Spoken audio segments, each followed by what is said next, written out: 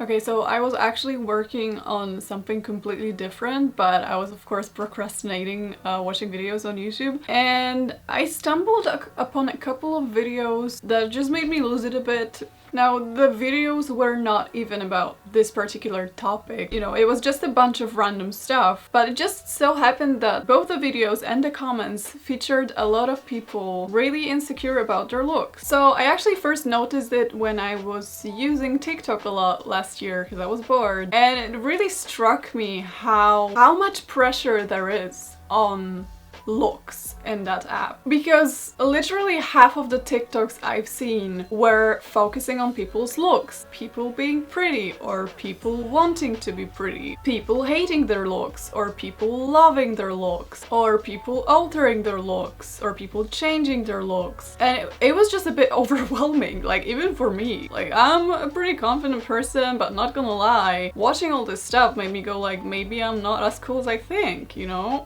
And before we get into that, let's go back in time and let me tell you about my early teens. So I remember being absolutely oblivious to my looks until I was like 11 or 12. And that's when me and my friends became obsessed with the idea of our bodies changing, of hitting puberty. We were curious if our boobs are growing already, if our waists are smaller than our hips. As weird as it may sound, for someone that age, it was just us constantly monitoring our bodies. Like, is it changing yet? Am I cool already? And I honestly have no idea where that came from, but I remember suddenly being extremely aware of beauty standards solely because I did not meet them. I did not meet those expectations. There's this scene in Mean Girls where each girl lists her insecurities in front of the mirror, and coming from someone who grew up around that time, that was sort of what it was like. Like, you had to know exactly what's wrong with your body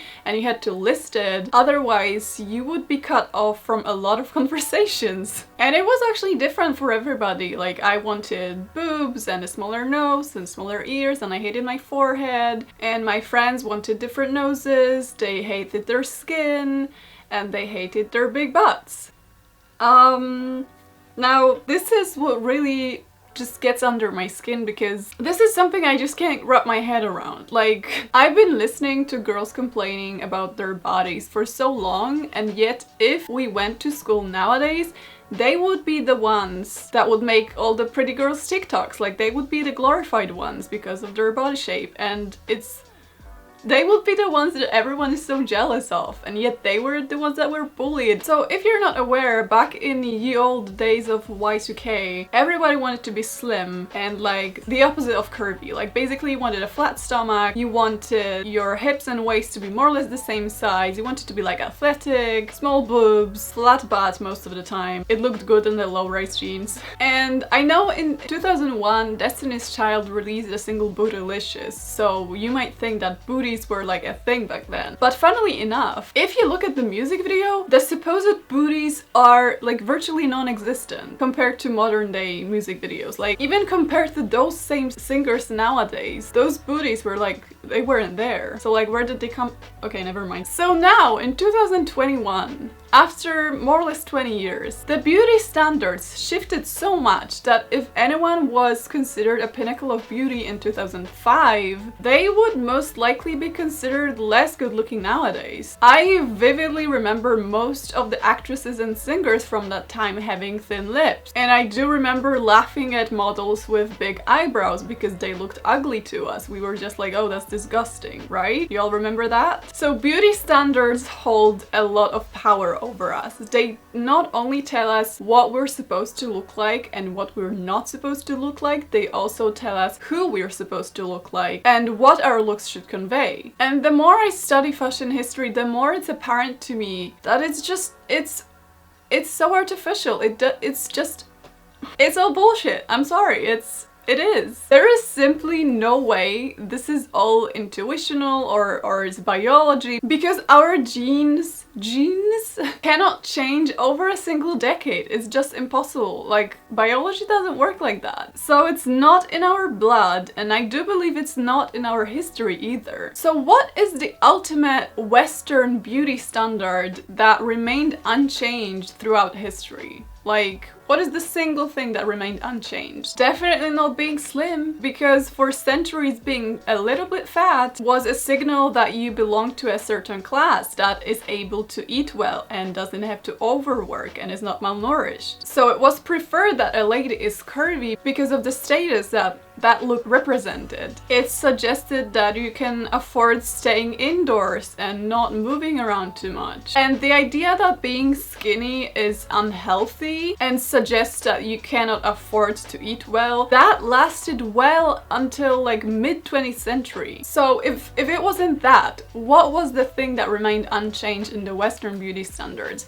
Was it full lips? 15th and 16th century portraits beg to differ. Was it beautiful hair? I don't think so, because it was hidden under caps most of the time. Or braided. It wasn't worn loose anyway. Was it small noses? Well, Amélie Gautreau, a late 19th century socialite that was considered the most beautiful woman in Paris at the time, I don't think she would agree with you, to be honest. Was it smooth skin? Not according to 17th century. Was it big boobs? Didn't really need those in 1801, to be honest. Was it a small waist? Nobody cared about that in 1720s, since you couldn't see it anyway. Was it the skinny square model shoulders? Not in the 1850s for sure. I mean, there is a reason why we look at pageant winners from a century ago and we go like, really? Okay. And again, this is all just Western fashion. Almost every culture that ever existed had some kind of beauty standards, and they also dramatically changed over time. And those beauty standards were often the complete opposite of the Western ones. For example, for hundreds of years, Japanese women blackened their teeth, and the fashionable eyebrow shape in China changed from dynasty to dynasty, but most of the shapes are something that is completely foreign to a Western beauty standard. Different tribes and indigenous people developed their own unique beauty standards, and those were usually mocked by white people when they came into contact with those, even though their beauty standards were literally the same thing, like just some cultural product and a social construct. Oh, look at those silly ink paintings they make on their skin. How stupid to permanently scar your skin like that. Actually, now that I'm thinking about it, I'm gonna steal it and pretend it's my own idea. The only thing that remained constant in beauty standards throughout all eras, and that applies to all cultures, the only thing all beauty standards have in common is that they're followed by the majority of a particular society. Without the following, there is no beauty standards.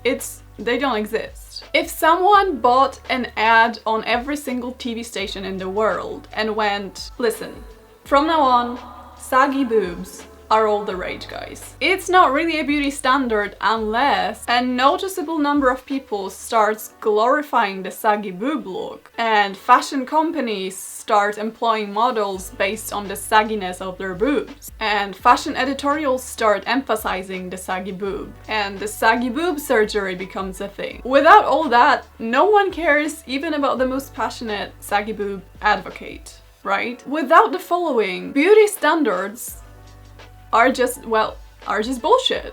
Imagine thinking our bodies that we were born with and that are made a certain way because of our genes and because of our ancestry as well. And they are not necessarily something we can just swap or exchange, right? Imagine thinking they need to fit into a particular temporary, artificial idea that we can't even say who came up with in the first place. Like, we literally can't even pinpoint when we decided that our butts are not cute anymore, or that our hips and shoulders need to be a particular shape to make us happy. Was it when we saw that one lingerie ad? Or was it when we watched a movie? Or when we saw that one celebrity photo shoot? Was it 5 years ago? Was it last week? Was it yesterday? We don't know. What I find the most ironic is not only the fact that we obsess over something so temporary, and that people bullied nowadays would be glorified in the past for their looks, but also that even today, each culture is desperate for exactly the opposite of what they were born with. Nationality personalities that are naturally pale get tanned because they don't want to be pale. And then the other people paint freckles on their nose to look like the pale people that just got tanned to look like them.